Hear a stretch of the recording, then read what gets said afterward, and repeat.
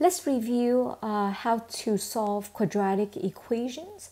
So I just want to remind you that quadratic equation is of this form: ax squared plus bx plus c equals 0. This is the standard form. So whenever you don't have the bx, the middle term, then you can use the square root property. So in this case, you see right here, we have u squared equals to 36. You don't have bx here, so you can just simply take the square root. So make sure you isolate the perfect square. In this case, it's u squared. So when you take the square root on both sides, you ended up with positive and negative 6. Don't forget the positive and negative. So we have two solutions. So same thing for number 7. You can just simply take the square root on both sides, and then we simplify it. So make sure you get plus and minus. And then when I simplify, I take out the perfect square in 27. So I ended up with plus and minus 3 square root of 3. Now for number 8, as you can see, we do not have the middle term. We do have a perfect square. However, it's not isolated. So the first thing you want to do is you want to isolate the perfect square. So I add 20 over. Now we can take the square root on both sides. So I ended up with v minus 5.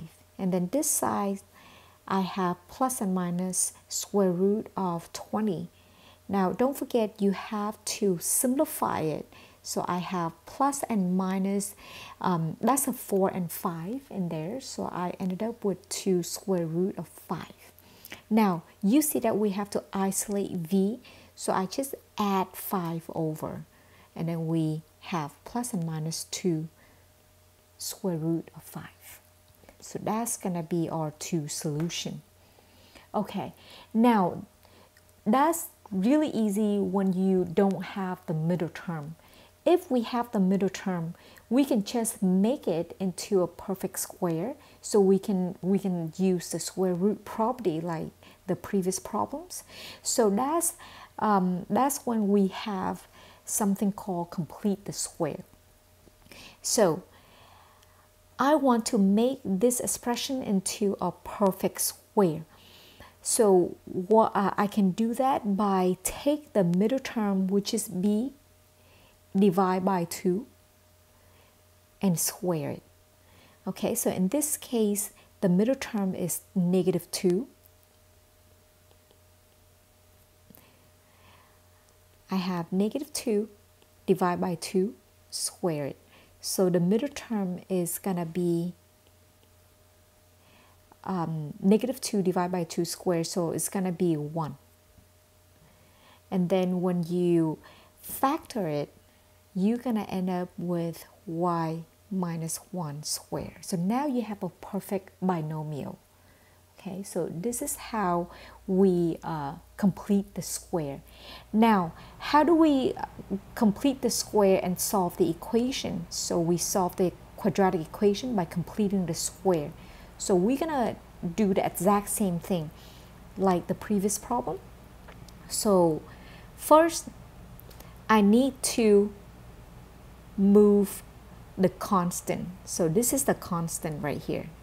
So I need to move the constant to the other side. So we add 3. Now we're gonna complete the square. How? I'm gonna take b, which is 4, divide by 2, and square it. So 4 divided by 2 is 2. 2 squares 4. So I have 4 here. This is very important. I just add 4 on the left hand side. So I have to add 4 on the right hand side because this is an equation. So now we're going to factor. So we end up with x plus 2 squared. By the way, I can easily do it by taking b, which is this number, divide by 2 to get this number. So on this side we have 7. Now we can take the square root. So I take the square root, I get x plus 2 plus and minus square root of 7. And then I move the 2 over, so I get negative 2 plus and minus square root of 7. Okay, now to use quadratic formula, the first thing you need to do is you need to put them in the standard form. So as you can see, this one is not in standard form, so we have to put ax squared plus bx plus c equals 0. So I'm going to have to move c over.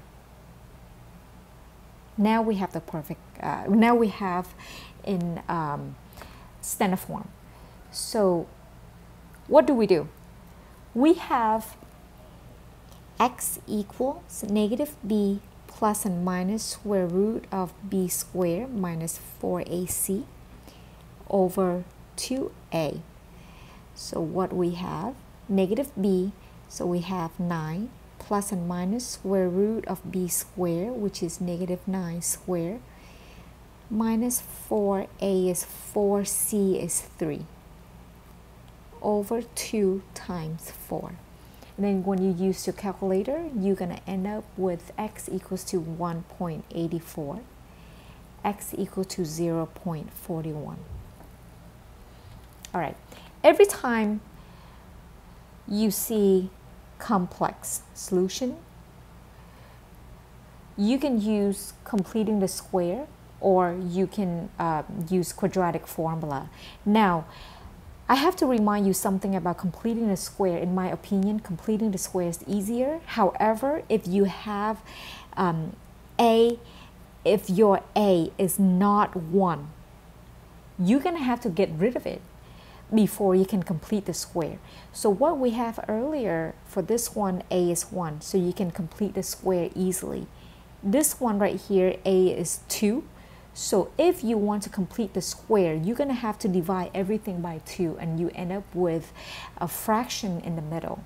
So a lot of people don't want to work with fraction. But anyway, if you use quadratic formula, you're going to have to use, you're going to have to deal with fraction anyway. So let's just use quadratic formula. We have negative b, so 3 plus and minus square root of b squared minus 4ac over 2 times 2. All right, so when I simplify, I ended up with a negative 39 inside 4. You don't want negative, therefore we're going to take it out, the I. So that's your final answer. Please do not leave the negative inside. Some people write it that way, some people write it this way.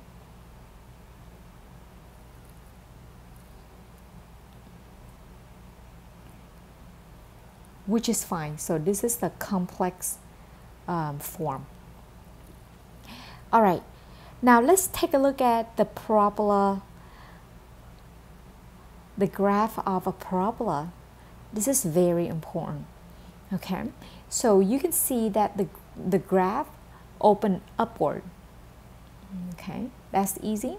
Now to find the intercept, so for the x-intercept, that's where the graph crosses the x-axis.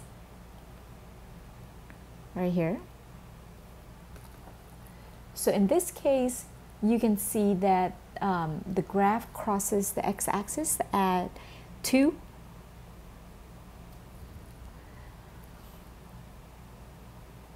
and 6. The y-intercept, that's where the graph crosses the y-axis. So in this case, it's 3. Now the vertex is right here. So you see the vertex is 4,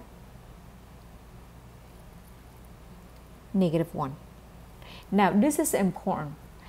We have to find the equation of the axis of symmetry, which is this line right here. This is the axis of symmetry. As you can see, it's a vertical line crossing the x-axis at 4. So you have to write x equals 4. This is the equation. If you put down just 4, that would be wrong, because 4 means nothing, and they want an equation, so you have to put x equals 4. All right, let's try to graph. Okay, before we graph the equation, I want to remind you that we can always change it into standard form for parabola. And what is the standard form for parabola? It would be this way: a x minus h squared plus k. This form is very nice because you can locate the vertex right away, which is hk. That's a vertex. Now what we have right here is the general form. So you can definitely use the formula to find a vertex, or you can rewrite and change it into, you can complete the square and make it into the standard form. I'm gonna go ahead and complete the square for you. So completing the square just like before, right? So first I'm gonna subtract 4.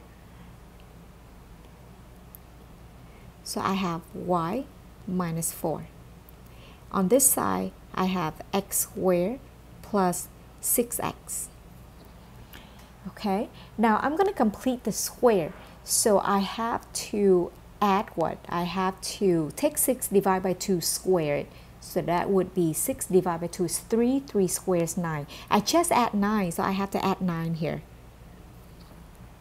So now we have y plus 5 here, and we have x plus 3 squared.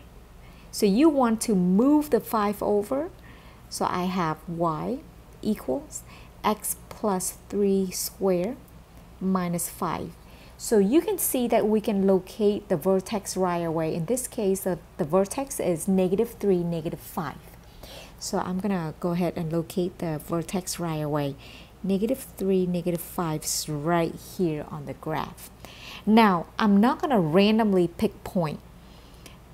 Usually, I pick from left and right of the vertex. So what do I mean by that? You can see right here, the vertex is -3, -5. So left and right of the vertex would be -4 and -2. So I'm gonna put -4 here, -2. And then we plug it in, we plug in the equation to find y, right? So if I take -4, I plug it in, I'm gonna write it down for you. So -4 plus 3 squared minus 5. So that's what gives me -1 squared is 1, 1 minus 5 is -4. For -2, you should get the exact same number, -4. Okay, so we get -4, -4 right here.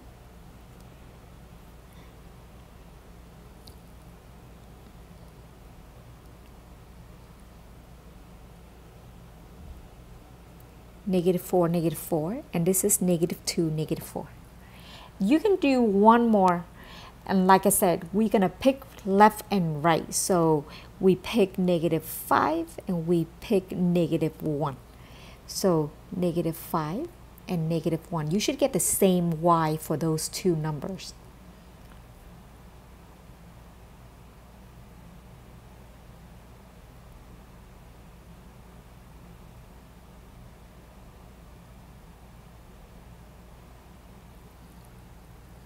So for -5, we have -1.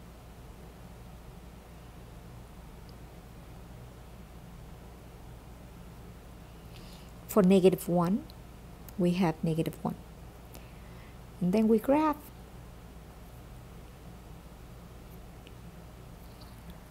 And that's how you graph a parabola. All right. So you can see right here, they put it in standard form for you. So you can locate the vertex right away. So the vertex in this case is 4, 3. All right, I'm going to pick from left, right of the vertex. So let's just locate 4, 3 first. So that's the vertex.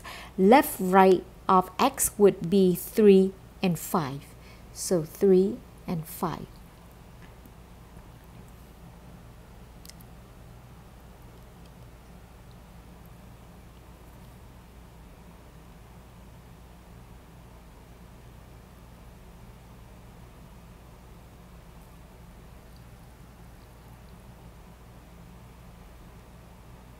So what we have, when we plug it in, that would give you 3, 1 and 5, 1. Would be right here.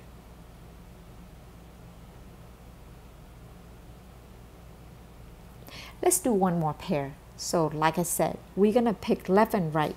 So I picked 3, 5 earlier. I'm going to pick 2, 6.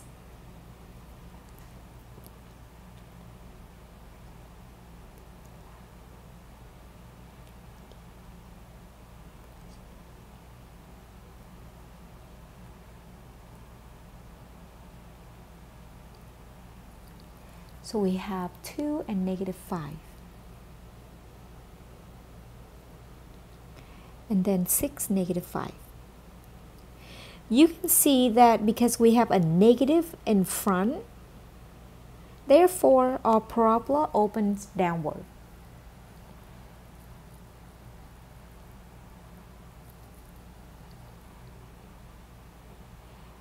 All right, so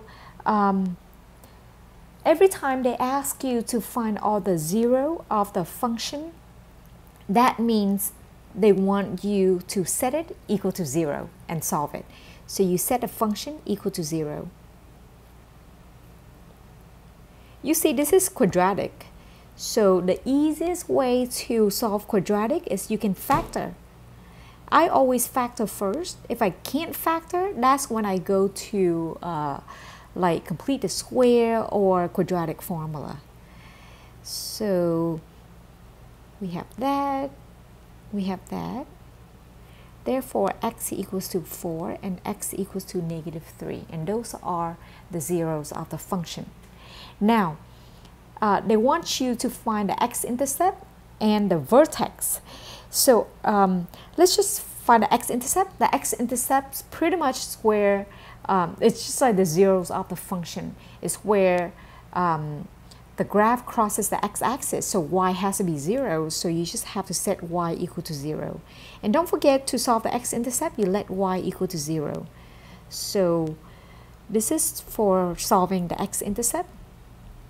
Once again, I'm just gonna factor because that's easy.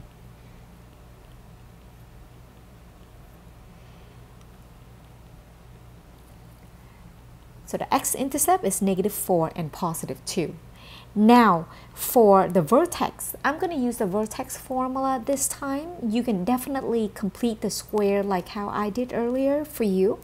But the vertex formula for x is going to be negative b over 2a. So negative b in this case is negative 2 over 2 times 1. So the vertex, the x values of the vertex is negative 1. And then you can just use this and plug it in for y. So I have negative 1 squared plus 2 times negative 1 minus 8.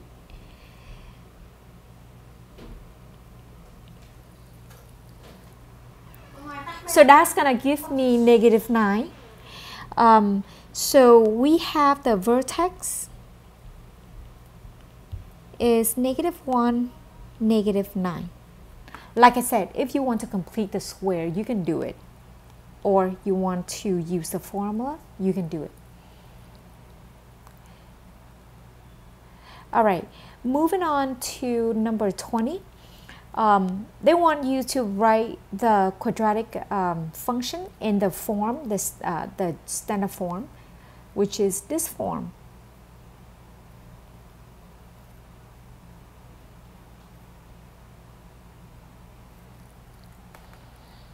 All right, so we're going to complete the square. because that's how we rewrite the equation easily, because they want you to rewrite the equation. They don't want you to use the vertex formula. All right, so how do we do it? Now you see right here, before you complete the square, you see the problems that we have is that 3. Okay, so because of that 3, we're gonna have to take out the 3.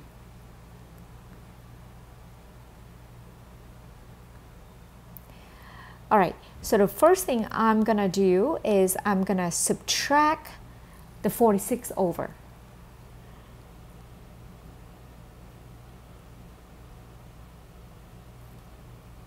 So I have 3x squared minus 24x.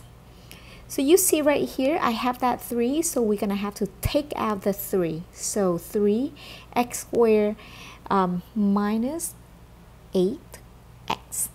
Now we're going to complete the square. So when we complete the square, what do? We take b, we divide by 2, we square it. So when I take b, I divide by 2 is negative 4. Negative 4's square is 16. Now, we just add 16. However, we're not just adding 16 because don't forget we have the 3 in front. So in fact, you add 16 times 3, which is 48. So when you add over here, you have to add 48, not just 16. Okay, so keep that in mind. So now over here we have f of x plus 2, and we have 3, we have x minus 4 squared, and then of course you can move the 2 over. So I ended up with f of x equals to 3x minus 4 squared minus 2. And there we have it. Okay, so because of this, you can write down the vertex easily for negative 2. Okay, so I'm going to use the same method earlier. I'm going to pick left and right of the vertex. The vertex in this case is 4, negative 2. So it's right here. So left, right of 4 is 3 and 5. 2 and 6. Okay, so when you plug it in for 3 and 5, for 3 you're gonna get 1. For 5 you're gonna get 1. For 2 you're gonna get 10. For 6 you should get 10 as well. And we plot it. Okay, so what I did is I take 3, I plug it in here. Okay, so 3 minus 4 is negative 1, squares 1. 1 times 3 is 3. 3 minus 2 is 1. So that's the process that I did. So I'm going to plot the points now.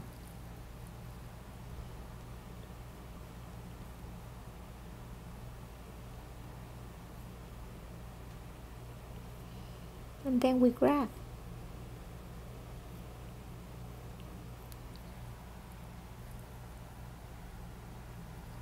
All right, moving on to number 21. So this is the graph of the function, and we want to find the domain and the range. Okay, I just want to remind you, to find the domain, you look left and right. You look from left to right, and you can see that for parabola, it's going to go all the way. It's going to go all the way. So you can see that for the x values, it's going to be all real numbers. For the for the range, we look down, up. So we look from bottom and we go up. So you see that for the range, we stop right here at negative 1. So we can write the domain. The domain is negative infinity to infinity. The range, we start at negative infinity, but we stop at negative 1 right here, included. Okay. All right, moving on to number 22. This is graphing inequality. So this is the process for you to do. First, we're going to have to move it so we can get the 0. It's inequality, so I need to know whether I have a negative or positive. So you can see less than 0 means negative. Okay, so the next step would be finding the boundary point. So first I'm gonna go and factor. So I have x plus 6, x plus 4, less than 0. So when you take this, you solve for the boundary point. This is not the answer.